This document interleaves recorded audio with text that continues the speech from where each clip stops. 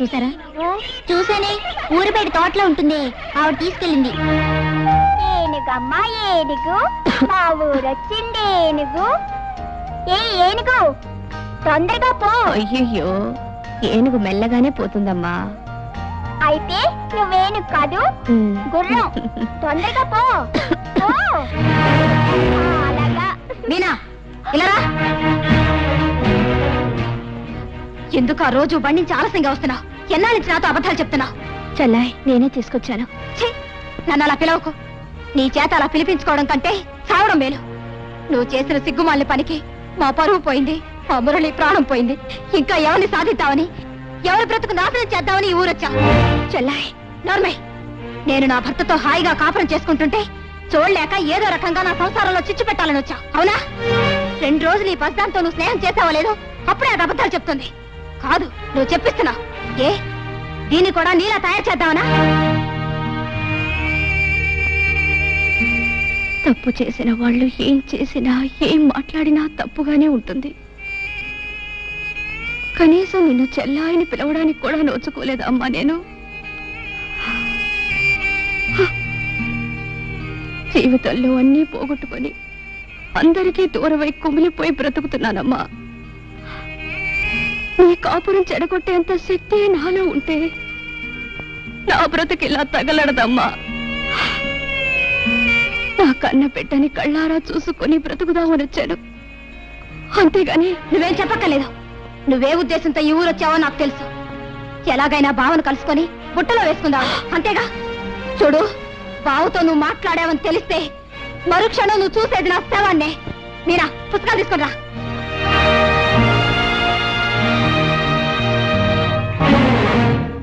చిన్నపిల్లలకి ఎవరి కడుపున పుట్టానన్నది తెలియదు, ఎవరి ప్రేమ పంచుకుంటున్నానన్నదే తెలుస్తుంది. వాళ్ళనే అమ్మ అని పిలుస్తారు, గుర్తుంచుకో. మీనా నా కూతురు.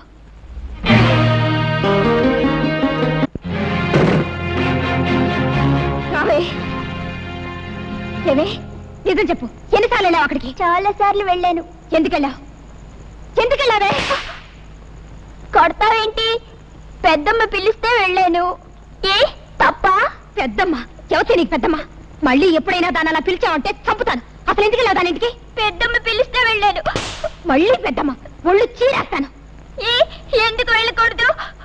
ఎంతో బిస్కెట్ కొని పెడుతుంది. నేను వెళ్తాను. వెళ్తావా?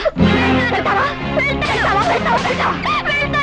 నిన్ను ఉండు, నీ పని చెప్తాను. నీకు ఇలా బుద్ధి రాదే?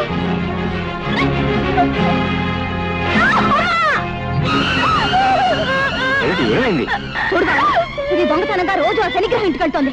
వెళ్ళొద్దంటే వెళ్ళలేదు, అందుకే వాత పెట్టాను. నువ్వు అసలు ఆడతాను పసిబిడ్డ తెలియజేస్తే దానికి ఎంత పని చేస్తావా?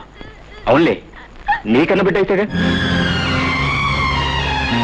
బావా, ఎంత మాట్లాడినావు బావా?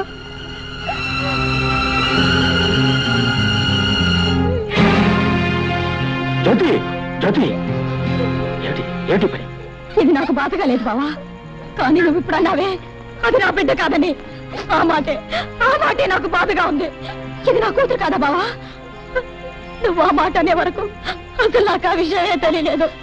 ఇన్ని రోజులు ఇది నా కన్న బిడ్డ అనుకుంటున్నాను. ఏ బావా, ఇది తప్పు చేస్తే శిక్షించే అధికారం నాకు లేదా? చెప్పు బావా, చెప్పు.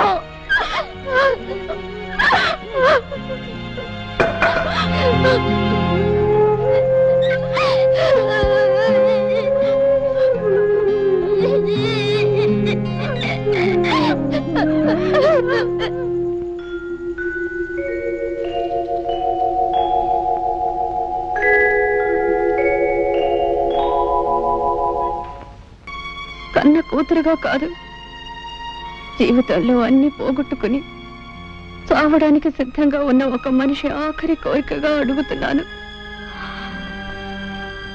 బావని ఒక్కసారి నాకు చూడాలని ఉందమ్మా. నాకు తెలుసు, పరువు ప్రతిష్టల్ని మంట కలిపి లేచిపోయిన ఆడదాన్ని ఏ మగాడు జన్మ